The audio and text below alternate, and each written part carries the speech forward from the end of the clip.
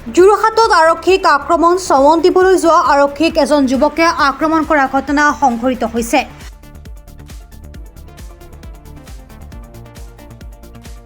যোৰহাটৰ মালৌঘাটত কেনেকৈ সংঘটিত হৈছিল আৰক্ষী আক্ৰমণৰ ঘটনা।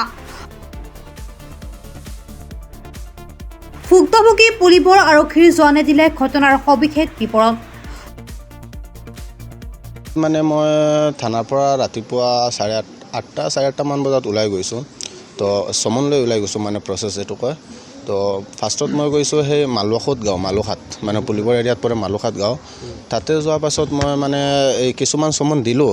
যোৱাৰ পাছত পবিত্ৰ বৰা নামৰ এখন চমন আছিল। তাৰ ঘৰত যোৱাৰ উদ্দেশ্যে ৰাওনা হ'লোঁ।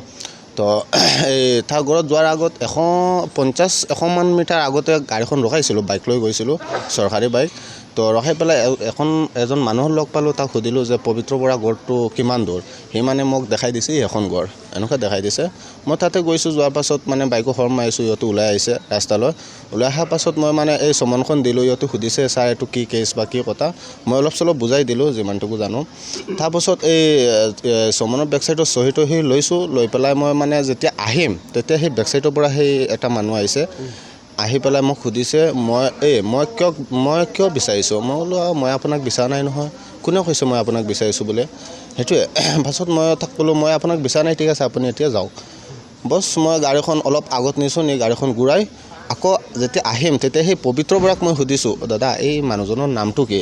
সেই নামটো যেতিয়া মই তাক সুধিছোঁ তেতিয়া সি মোক হুইচেল কোডত দৌৰি একদম ছিঙি একদম মানে এইটো এই লুপি চুপি পেলাই দিলে। পেলাই দিয়াৰ পাছত মই বাইকখনো পৰি গ'ল।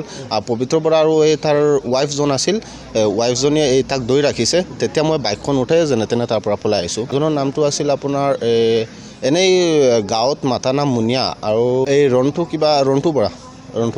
পাছত মানে মই BDPক লৈ গৈছিলোঁ তাতে, আকৌ গৈ পেলাই সেই নাম ঠিকনা সেইবোৰ জনাইছোঁ। মোৰ নাম আফজল হুছেইন, UBC 526 আফজল হুছেইন। কোনোমতে প্ৰাণ ৰক্ষা কৰি পলাই আহিছিল আৰক্ষীৰ জোৱানজন। চমন দিবলৈ যোৱা পুলিবৰ আৰক্ষী জোৱানক আক্ৰমণ কৰে।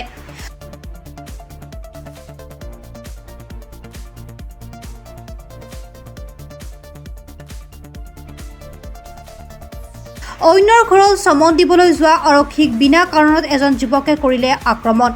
আৰক্ষীৰ জালত পৰি যোৰহাটৰ মালৌঘাট ৰণ্টু বৰা নামৰ আৰক্ষীক আক্ৰমণ কৰা যুৱকজন।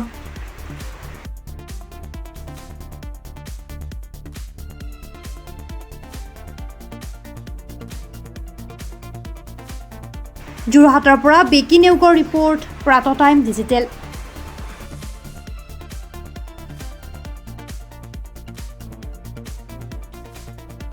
শদিয়াৰ পৰা ধুবুৰীলৈ, বৰাকৰ পৰা ব্ৰহ্মপুত্ৰলৈ সকলোৰে মাজত চিনাকি এটা নাম প্ৰাতঃ টাইম।